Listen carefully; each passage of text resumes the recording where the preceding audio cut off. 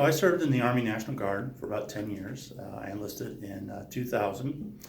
And one of the things, advantage of being in the National Guard, that it does allow you to have both your civilian career and a military career simultaneously.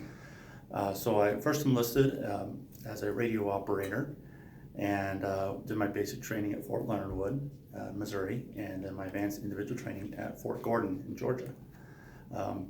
Upon returning, and I graduated college and started my career as an architect. And about a month into it is when the tragedy of 9/11 occurred.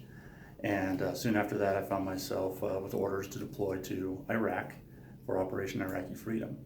So I served there for about 6 months in a combat zone, and then upon returning, I entered the Officer Candidate program and was doing that while I was working as an architect.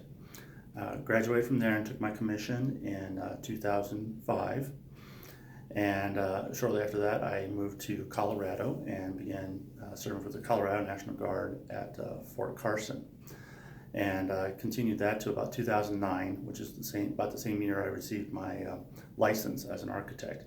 And so I left the military at that point to focus on my career as an architect. While this was going on, simultaneously, we were doing a lot of work at Fort Carson.